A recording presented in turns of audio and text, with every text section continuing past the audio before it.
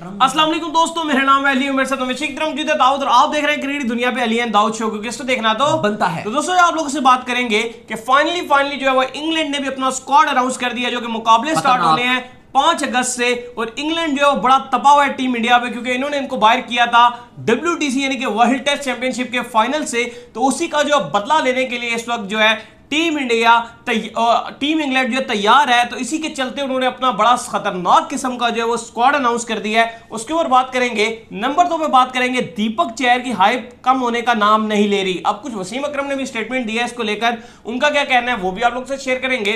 Number 3 पे बात करेंगे कि कल जो है जबरदस्त किस्म की जो है धुलाई कर दी है, आज बल्कि धुलाई की है ऑस्ट्रेलिया ने वेस्ट इंडीज की। मिचेल स्टार्क जो है छा गए हैं, उस हवाले से भी कुछ आप लोग से डिस्कस करेंगे। तो अगर आप हमारे चैनल पर नए और फर्स्ट टाइम आए तो चैनल को लाजमी सब्सक्राइब करें और साथ ही बेल आइकन को बजाना ना भूलिएगा। तो बात का आगाज करते हैं दाऊद से नंबर खबर को लेकर, जो कि निकलकर सामने आ रही है। तो दाऊद जो नंबर खबर निकलकर सामने आ रही है वो ये आ रही है कि इंग्लैंड ने अपना फुल स्ट्रेंथ स्क्वाड जो है वो अनाउंस कर दिया है, जिससे ये साबित होता है कि वो जो है इतना खास इंटरेस्ट नहीं ले रहे थे पाकिस्तान के खिलाफ ओडीआई और T20 में। उनका जो असल मकसद था वो इंडिया का घेराव करना था। बिल्कुल, और जो हमें देख रहे हैं सबको ईद मुबारक भी। हाँ, सबको जो है वो ईद मुबारक, क्योंकि आज जो है पाकिस्तान में बल्कि दुनिया भर में इंडिया में भी जो है वो ईद मनाई जा रही है। तो आप तमाम लोगों को दिल की अथाह गहराइयों से ईद मुबारक। बिल्कुल, और जो खुशियां वो जितने आपके साथ आप कह सकते हैं, जो गरीब लोग भी हैं या जो नहीं करें उनके साथ भी जो मिलकर खुशियां मनाएं। सही हो गया। चलिए, सबसे पहले जो आली आज बड़ी खबर आई है वो थोड़ी देर पहले, कुछ देर पहले इंग्लैंड टीम ने जो है वो अपना स्क्वाड अनाउंस कर दिया है और बड़ा खतरनाक किस्म का 17 रुकनी स्क्वाड अनाउंस किया है। और बड़ी खबर यह है कि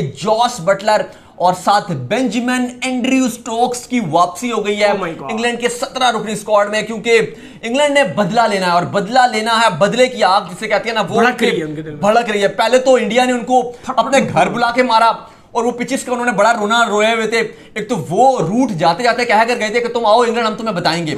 तो एक तो वो वाला बदला है। दूसरा ये है कि जो WTC में भारत ने उनको फिर वहां पे मारा और उनको WTC के भी जो उनके ख्वाब थे, वो सोच रहे थे कि हम शायद पहले था कि लॉर्ड्स में खेला जाएगा, फिर साउथहैम्पटन में हुआ, तो वो ये उम्मीद लगा रहे थे कि हम खेलेंगे साउथहैम्पटन में, हमारे घर में हो रहा है फाइनल, हमें होस्टिंग राइट्स मिले हुए हैं। लेकिन हुआ ये, वो भी ख्वाब टूट गया। तो दोनों का जिम्मेदार भारत रहा है। भारत ने उनके जो ख्वाब चिकनाचूर किए हैं, तो बदला लेने की आग जो है वो भड़क रही है और इसलिए तमाम अपने प्लेयर्स को कमबैक करवाया है। जोफ्रा अभी क्योंकि स्क्वाड में नहीं है, क्योंकि वो अनफिट है। अभी दो टेस्ट मैचों का स्क्वाड है। उम्मीद लगाई जा रही है कि आखिरी 3 टेस्ट में शायद जोफ्रा वापसी कर सकें। अब मैं ये भी देखूंगा कि जो लोग पिच का जो है वो रोना बहुत ज्यादा रोते थे और कहते थे कि इंडिया ने जो स्पिन ट्रैक बनाया, मैं ये देखूंगा कि अगर वो स्विमिंग ट्रैक ना बनाए ना, अब वो स्ट्रेट ट्रैक बनाए या वो स्पिन ट्रैक बनाए, वहां पे नहीं बनाएंगे वो। अब देखिएगा आपको स्विमिंग ट्रैक मिलेंगे, ट्रैक बनाएंगे, छोटा बॉल ड्यूक्स का बॉल इस्तेमाल होगा, छोड़ेंगे कंडीशंस आपको वेदर फोरकास्ट मिलेगा। तो ये चीजें होती हैं। बहरहाल कप्तान रूट जो है वो इस टीम की क़यादत करेंगे Jimmy Anderson, Jonny Bairstow, Tom Bess, Broad Nottingham के हैं, Rory Burns, Jos Buttler, Zak Crawley, Sam Curran को भी स्क्वाड में जो है वो जगह मिली है, सैम करन को। इसके बाद हसीब हमीद, बड़े अच्छे ओपनिंग बैट्समैन हैं, इनको जगह मिली है। लॉरेंस, इसके बाद Jack Leach, Ollie Pope, Ollie Robinson, इनको जो है वो जगह वापस मिल गई है। ओली रॉबिन्सन वापस आ गए हैं। इसके बाद सिबली, बेंजामिन स्टोक्स और मार्क वुड दरहम की ये स्क्वाड जो है वो अनाउंस किया है अगेंस्ट इंडिया। और मतलब मजा आएगा क्योंकि तगड़ा इनका स्क्वाड है। अब देखते हैं कि इंडिया क्या प्लेइंग 11 बनाता है अपनी, क्योंकि प्रैक्टिस मैच में विराट कोहली और अजिंक्य रहाणे दोनों नहीं खेल रहे थे।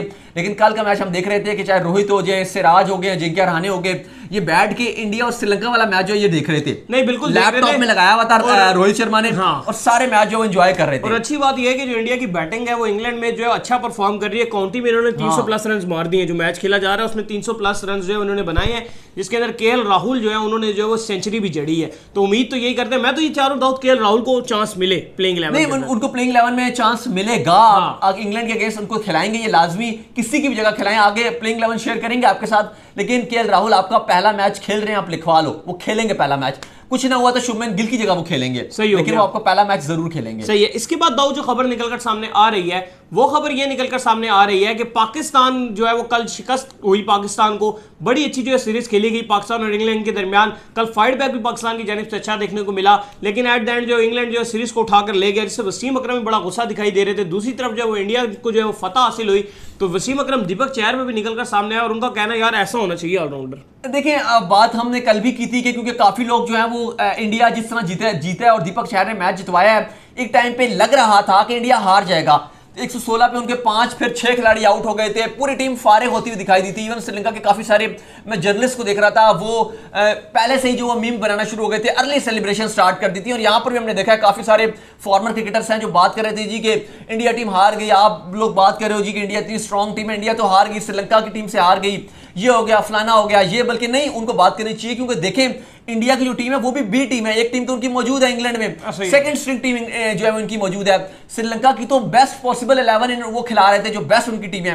लेकिन कहने की बात यह है कि पहले से लोग जो बातें करना शुरू हो गए थे, तो इसमें वसीम अकरम ने भी करारा जवाब दिए इन लोगों को। वो कहते हैं देखो, सबसे इंपॉर्टेंट बात यह है कि जिस लेवल की क्रिकेट इंडिया खेल रहा है, आप देखो बड़ा आसान होता है कि आप किसी को भी क्रिटिसाइज कर दो, एकदम से आप उंगली उठा दो। लेकिन याद रखें, अगर आप किसी के ऊपर एक उंगली उठा रहे हैं ना, मैंने भी एक उंगली आपके ऊपर उठाई है, तो ये देखिए 3 उंगलियां, ये 3 उंगलियां जो ये मैं अपने ऊपर उठा रहा हूं। तो बात ये कि जब आप किसी पे क्रिटिसाइज करते हो तो 3 उंगलियां आप अपने ऊपर उठा देते हो। तो बात ये कि आप ये नहीं देख रहे कि इंडिया क्रिकेट किस तरीके से खेल रहा है, उनकी परफॉर्मेंसेस क्या है, उनका हर यंगस्टर ऊपर से उठकर आ रहा है और अपने आप को ये शो करवा रहा है कि मैं करके सकता हूं, मैं जितवा सकता हूं। ये कल्चर बिल्डअप किया हुआ राहुल द्रविड़ ने, ये उनका कल्चर बिल्डअप किया जब से सौरव गंगुली ने टीम को संभाला है, वो ऊपर लेवल पर आए हैं। किस तरीके से टीम को ऊपर लेकर जा रहे हैं, ऐसा बीसीसीआई बोर्ड किस तरह ऊपर जा रहा है। देखिए, करने को कोई नहीं, हर कोई ऊपर जा सकता है, लेकिन आपको बंदे ठीक चाहिए होते हैं, बंदे वो चाहिए होते हैं जो चलाने वाले सही हो।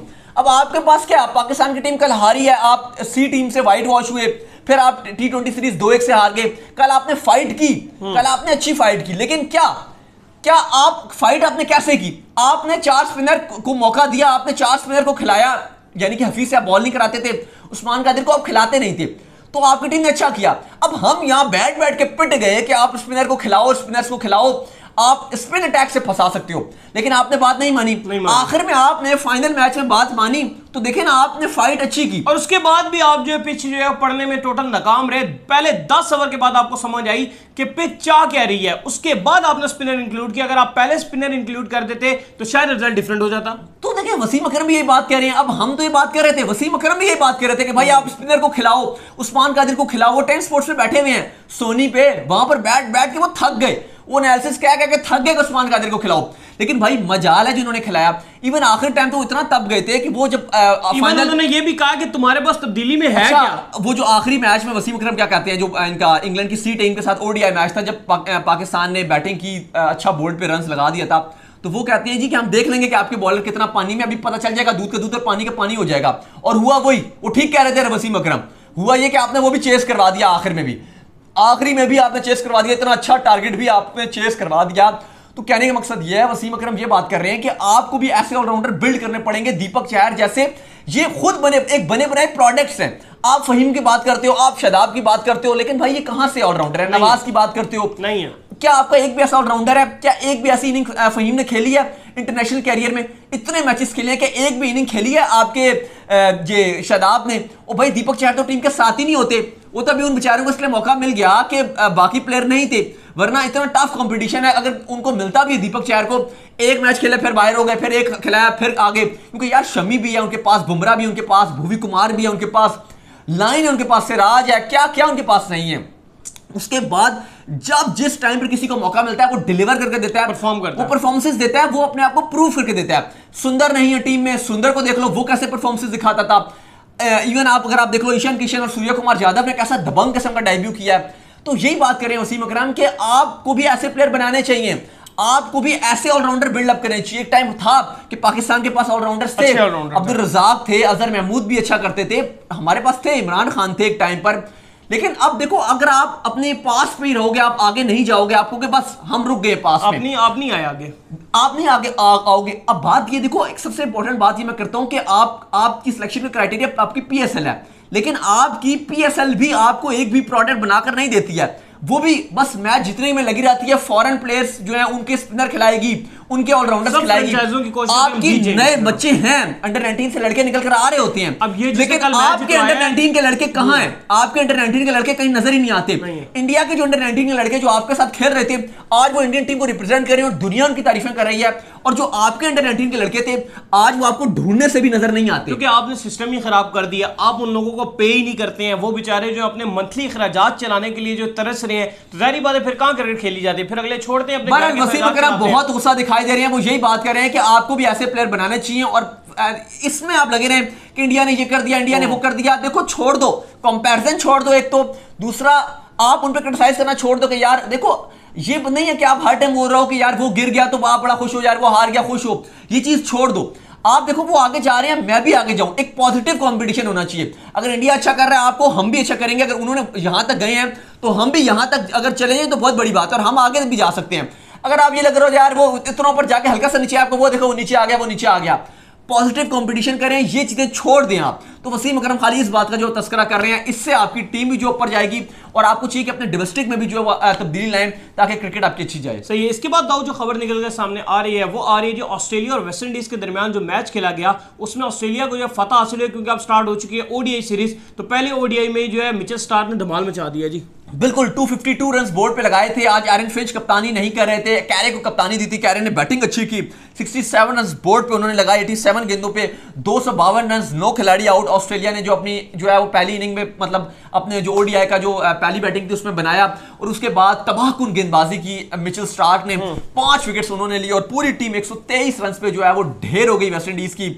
और साथ ही बात की जाए तो स्टार्क ने बड़ा रिकॉर्ड भी बना दिया है। ओवरऑल अगर आप विकेट टेकिंग की बात करेंगे तो स्टार्क ने नंबर 1 पे इस टाइम ओडीआई की हिस्ट्री में, वकार यूनुस ने 13 जिन्होंने 5 विकेट हाउल लिए हैं। नंबर 10 की अगर बात की जाए, 10 विकेट्स लेने के बाद जो है वो मुरलीधरन है। इसके बाद 9 विकेट्स जिन्होंने लिए हैं वो ब्रेट ली और शायद आफरीदी ने लिए हैं। इसके बाद 8 विकेट्स जो है वो 5 विकेट्स हाउल लिए हैं ऑस्ट्रेलिया की तरफ से मिचेल स्टार्क और मलिंगा ने, और इसके अलावा 7 विकेट्स हाउल जो लिए हैं वो लिए हैं ग्लेन मैग्रा ने। सही है। तो उम्मीद करते हैं कि आज का हमारा शॉप का पसंद आया। आप वीडियो को लाइक कीजिए, हमारे चैनल को सब्सक्राइब कीजिए, साथ में बेल आइकन को बजाइए, फॉलो कीजिए बिल्कुल, और हमारे फेसबुक के ऑफिशियल पेज को भी लाइक और फॉलो कीजिए। नेक्स्ट वीडियो तक के लिए अल्लाह हाफिज़, बाय बाय।